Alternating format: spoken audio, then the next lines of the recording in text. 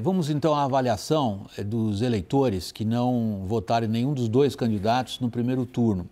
Agora a avaliação deles depois de assistirem ao segundo bloco. Vamos lá. Aí a vantagem do Lula na avaliação desses eleitores, preciso repetir para vocês, eleitores que foram dentro de uma pesquisa feita pela Atlas Intel, ok?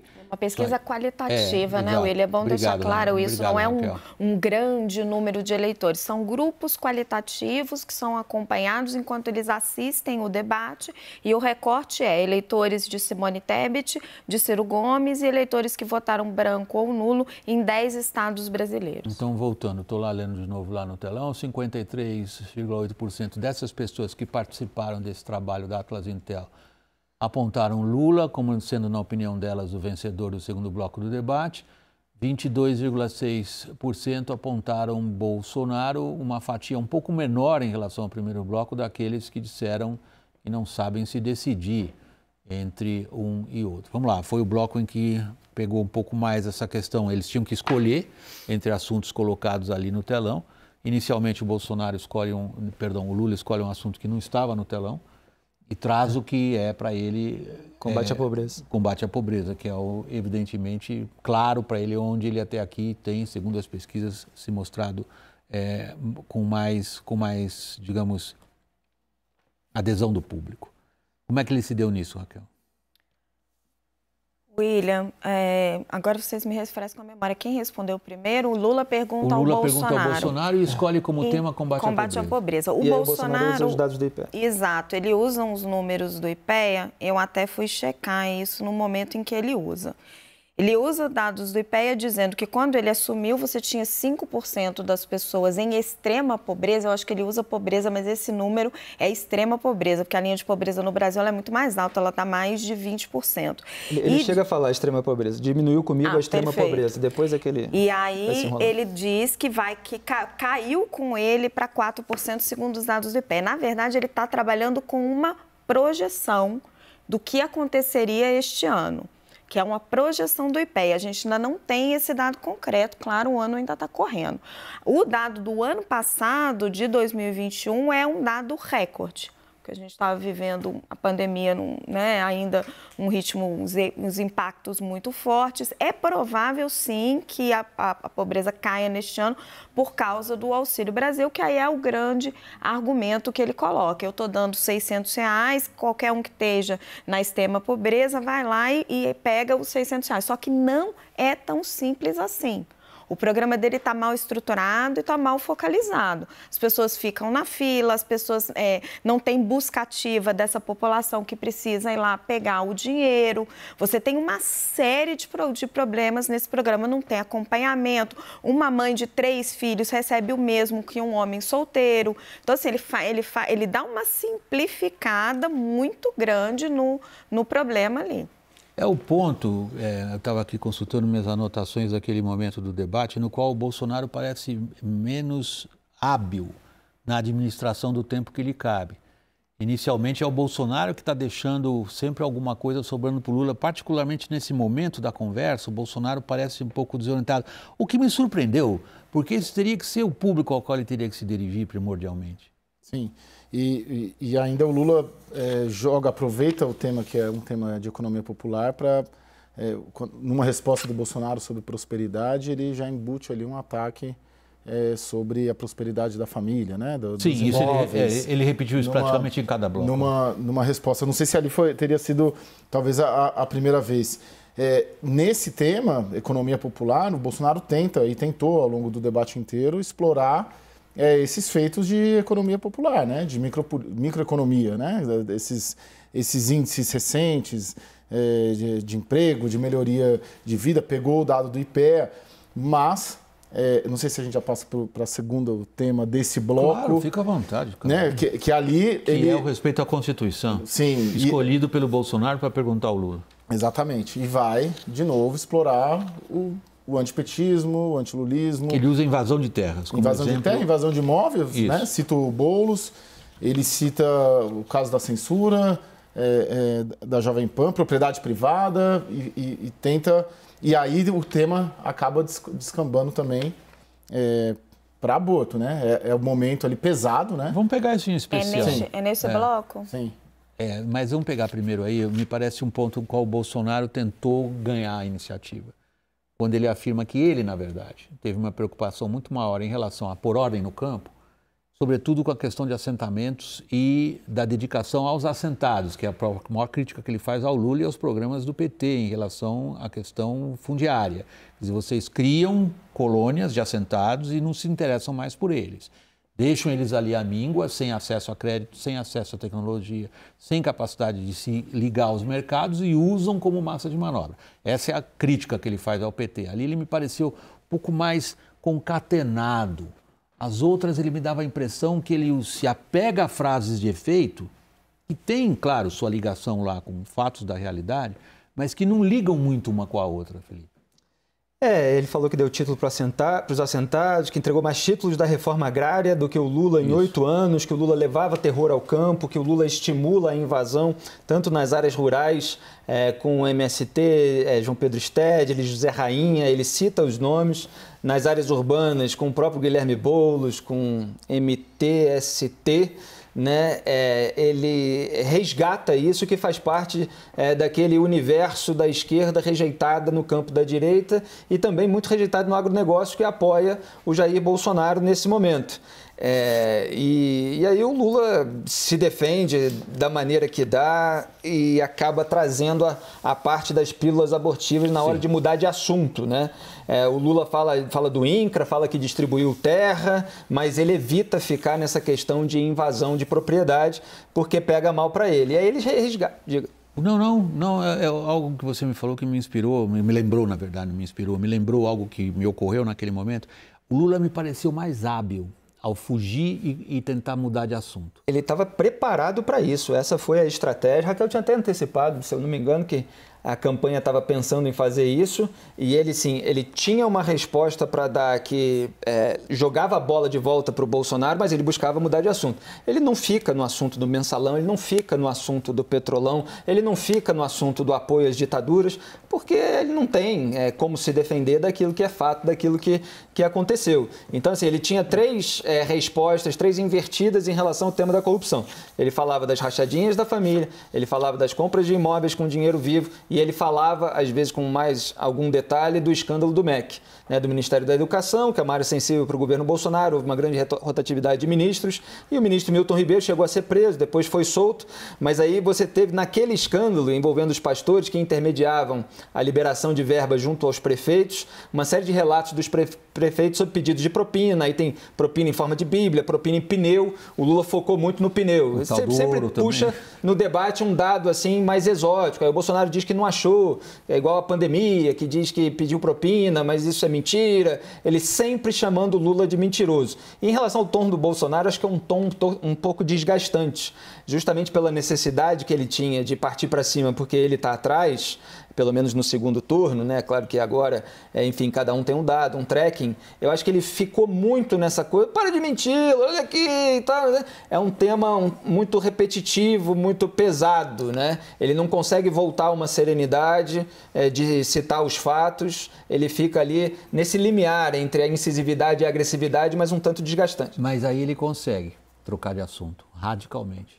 O Lula consegue. Sim, na hora do aborto... Que é para onde vamos, Raquel? Então, surpreende, né? Foi muito surpreendente, porque ele traz esse discurso do Bolsonaro de 1992, em que o Bolsonaro está defendendo a política chinesa e chega a falar da pílula do aborto. E na hora... A palavra que ele usa é pílula do aborto. E na hora eu fiquei me perguntando, eu falei, por que o Lula trouxe esse tema? Porque o Bolsonaro rapidamente rebate e começa a falar sobre o Lula. Falou, não, é você que defende o aborto, é um tema ruim para o Lula. E aí fui questionar as fontes na campanha do PT. E eles disseram, é para denunciar. No mesmo momento, eles me enviam e começa a subir no Twitter o vídeo, o recorte certinho do discurso do Bolsonaro em 1992 falando da pílula do aborto, o trecho do discurso impresso, então ele já tinha o material todo pronto e Bolsonaro abortista vira trending topics do Twitter. Então, se você não consegue entender a estratégia, se você olhar só para o debate em si, porque aí o Lula, né, o Bolsonaro bate muito e tal. Agora, se você pensar no recorte da internet, sim, que é o aí decisivo. É perfeito, porque aí ele chama o Bolsonaro de abortista e ele diz claramente, eu sou contra o aborto, eu sou contra o aborto. Vamos lá, porque agora a pergunta que você está colocando no ar, Raquel, é ótima. Trata-se de um tentando tirar a arma do outro. Evidentemente Sim. que, para Bolsonaro, a questão do aborto é considerada uma arma contra o Lula.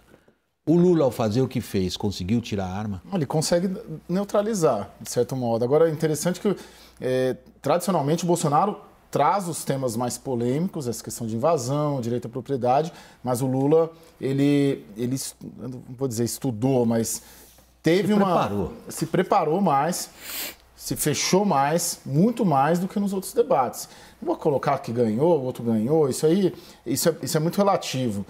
Mas o Bolsonaro é forte porque os temas são fortes que ele coloca na mesa. E ele traz na mesa. Para além de corrupção, pandemia, mas falando, você trazer MST é um tema caro para o PT e é difícil para o PT defender sem confundir. Porque é um tema facilmente que quem está atacando consegue confundir. Você libera aí para o MST invadir, para o Boulos invadir. É fácil de você manipular um assunto desse pote, assim como é fácil você manipular um assunto como aborto. Mas a resposta do Lula, ela é ágil e ela é trabalhada junto com as redes. A gente vai ver, quando a gente passar para o próximo bloco, o Bolsonaro faz mais ou menos a mesma coisa que o documento do PT, que é meio que uma pegadinha e também já estava ali nas redes, tudo grifadinho, bonitinho, esse documento do setorial do PT William, de direitos humanos. Antes da gente passar, vamos falar só um pouquinho de Roberto Jefferson, que eu acho que talvez tenha sido no primeiro bloco, mas foi hilário, né? Ele volta terceiro bloco. Ele volta ao terceiro bloco também. Vocês querem deixar então para o terceiro bloco? Não, é só para não desviar demais os assuntos. Não, foi hilário um tentando jogar o Roberto Jefferson no colo do outro, né? Roberto Jefferson aparece logo na segunda pergunta do primeiro bloco. E volta depois do terceiro bloco com muito mais peso. Foi hilário, um jogando o Roberto Jefferson no colo do outro. Então, assim, é o seu aliado de primeira hora. O Lula fala, aí o Bolsonaro responde, não, ele que denunciou o seu mensalão. Então, mas eu acho que aí, Raquel, nós estamos diante do mesmo mecanismo, certo? Ressalvadas, evidentemente, vamos dizer, as questões intrínsecas a cada um desses pontos. Nós estamos falando de aborto de um lado, estamos falando de Roberto Jefferson de outro. Aborto é encarado como arma de Bolsonaro contra Lula e a questão, para a gente aqui analisar, é se Lula consegue desarmar essa arma. Roberto Jefferson, da mesma maneira, é considerado uma arma de Lula contra Bolsonaro e a pergunta é a mesma. Se Bolsonaro consegue desarticular esse eixo de ataque do Lula. Na minha opinião, não. Porque tem um momento lá em que o Bolsonaro responde...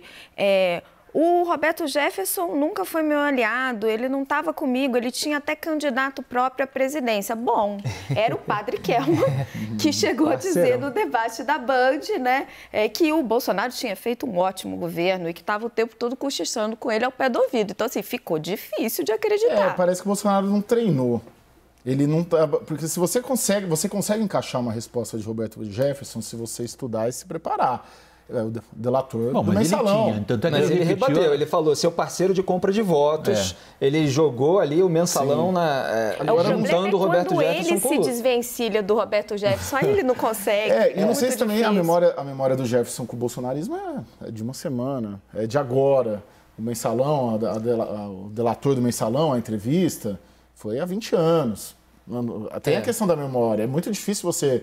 desatrelar o Roberto Jefferson do Bolsonaro. O padre Kelman foi ontem, né? Exatamente. É difícil. Por isso que eu acho que o Bolsonaro poderia encaixar melhor uma acusação, uma vinculação, uma eventual vinculação do Jefferson. Ele nem sabia das condenações nas respostas, quando ele acusa, né? Ele se atrapalha ali, né? Não treinou. Claramente não treinou. Ele fala que veio a público chamar de criminoso, que quem atira em policial é criminoso. Ele quis se descolar completamente do Roberto Jefferson e jogar no colo do Lula. Aí o Lula lembra de detalhes daquele dia. Mas, Bolsonaro, você mandou o ministro lá.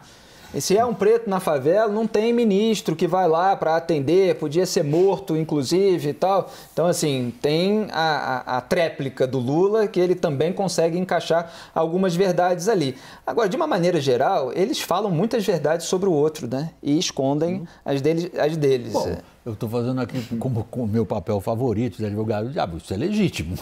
Pois é. Ninguém vai criar provas contra si próprio, digamos. Exatamente. Assim. O que a minha pergunta é outra, é mais cínica. Qual deles se dá melhor nisso que você descreveu muito bem, Felipe? Que é um se limpar na sujeira do outro. E ok, qual conseguiu melhor? Pois Vac, não foi algo avassalador para um lado, é algo que realmente vai depender do eleitor, porque eu acho que em todos os ataques, como eles estavam muito ensaiados, eles conseguiram preencher o campo da resposta, vamos dizer assim. Vocês estão avaliando, olha, eu acho que eu não consegui, o Bolsonaro ficou pior no caso do Roberto Jefferson, mas o Lula fica pior no caso do BNDES, o Lula fica pior no caso do Petrolão, o Bolsonaro fica pior no caso da pandemia.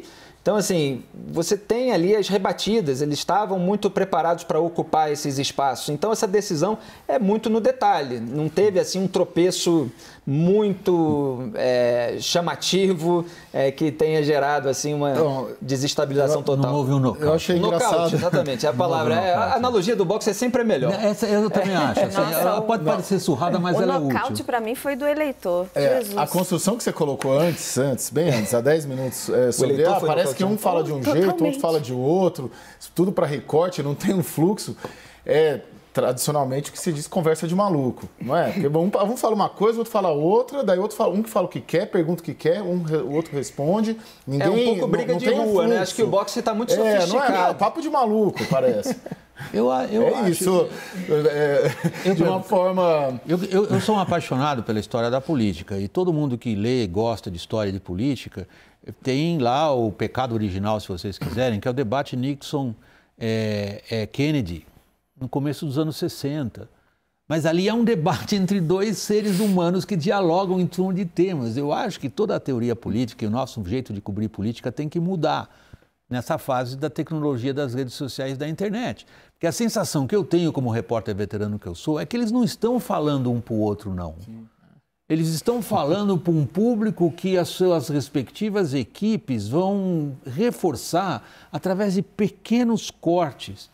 E como nesse mundo que a gente vive das redes sociais, a imagem parece dizer sozinha alguma verdade, completamente descontextualizada, uma coisa é o que nós 4 jornalistas profissionais acompanhamos começo, meio e fim do debate. A outra é como é que esse debate circula, não tem começo, não tem meio, não tem fim, não tem nexo, não tem contexto. E aí fica valendo como é que cada um conseguiu ou não aplicar o golpe. Os trechos sem começo, meio e fim, sem nexo, tem muito mais audiência do que o debate completo. Obrigado, Raquel. Agora tem uma explicação para isso, né? O outro debate na TV, eles ficaram muito tempo em corrupção, com o Bolsonaro no centro do ringue e o Lula nas cortes. Muito tempo em pandemia, com o Lula no centro do ringue e o Bolsonaro nas cortes. O Lula foi forte em pandemia hoje também. Foi forte também.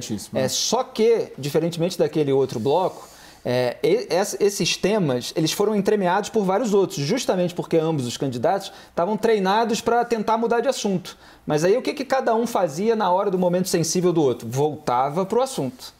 Um tentava sair e voltava. O Lula, no comecinho, ele falava, vamos falar de proposta e tal, querendo sair da corrupção, querendo sair, fazer esses deboches que o Caio citou. Você quer falar com a sua assessoria? Porque você não muda de assunto, etc. Então, assim, são mecanismos de você não entrar no campo do adversário. Parece que é um show. Ok, bem lembrado por você a questão do deboche. O deboche é uma arma psicológica. O deboche não é simplesmente uma manifestação autêntica do Lula, é uma arma para desestabilizar o adversário. Ele conseguiu? Não sei se ele desestabilizou, debochando assim. Não, ok, é a sua avaliação. Não sinto que... Você debocha, é uma provocação. Sim, é para desestabilizar. Sim, mas não penso que... Eu sinto que o Bolsonaro entrou no campo ali tão já numa adrenalina, e você via pelo olhar, pelo jeito de falar, e irritado, talvez incomodado com a situação, né? Com a imprevisibilidade do resultado e com o favoritismo do Lula e toda essa situação, e achando que... Não acho que ele entubou essa, assim, que era algo que que provocava. O que talvez, que foi uma estratégia do Lula, possa ter, de certa maneira, incomodado, é o fato do Lula não ficar perto. O Lula ia para o centro do palco e voltava, ia para o centro do palco e voltava. E já para o final do debate, me pareceu, não sei se é uma impressão absolutamente apenas da minha parte, queria ouvir a vocês, como é que vocês registraram isso também, observando. O Lula passa a dar as costas muito mais vezes para o Bolsonaro. Não, mas é o trajeto que ele faz. Tem uma questão aí, esse formato, eles treinaram ao vivo esse formato no primeiro debate do segundo turno. Quando o Bolsonaro põe a mão, daí proibiram de pôr a mão. Então, assim, eles já entraram já tendo um jogo treino, como se fosse um jogo de volta, né, num campeonato. E o Lula foi orientado, provavelmente, não fica perto dele, vai e volta, uma hora da... É que no primeiro debate o Lula foi surpreendido. Sim. Você notou o incômodo. Nesse ele já estava safo ali. Eles tiveram um treino na Band para esse debate, sabendo ali o jogo corporal como que deveria ser feito. Não tiveram grandes surpresas nesse sentido, porque eles já entraram mais ou menos sabendo o que precisaria fazer. Você vê que o Bolsonaro já fala mais direto para a Câmara? E no primeiro da Band fica o Carlos Bolsonaro orientando para ele olhar para a Câmara como o Lula fazia? Então eles tiveram pré-treino. O que me pareceu do Lula uma tática que inicialmente ele aderiu a ela com clara, vamos dizer, disciplina, foi essa de não falar para o Bolsonaro, falar do Bolsonaro. Ele tem o Bolsonaro ali do lado dele, mas ele se refere ao Bolsonaro na terceira pessoa. O adversário, ele, o presidente, e ele quer estabelecer uma ligação direta com o público.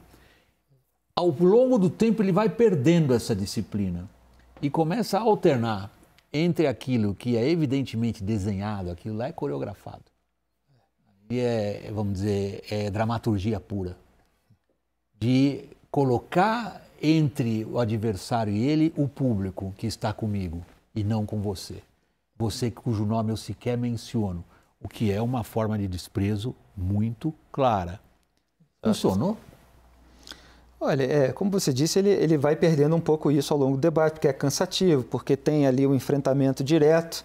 Agora, isso é uma tática até que a gente usa, às vezes, para falar de militância em rede social. Você descreve, você fala para o seu público daquilo que essas pessoas estão fazendo. O Lula tentou, de fato, fazer isso porque ele está na vantagem, porque ele fechou o primeiro turno em primeiro lugar.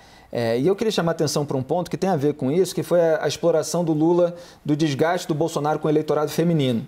E aí ele fala da política para as mulheres. Por que você tirou as verbas de políticas para mulheres? E aí ele cita Delegacia de Mulher, que ele fez Minha Casa Minha Vida, que ele fez muitas coisas para as mulheres. E o Bolsonaro não botou dinheiro no orçamento desse ano, para 2023, né?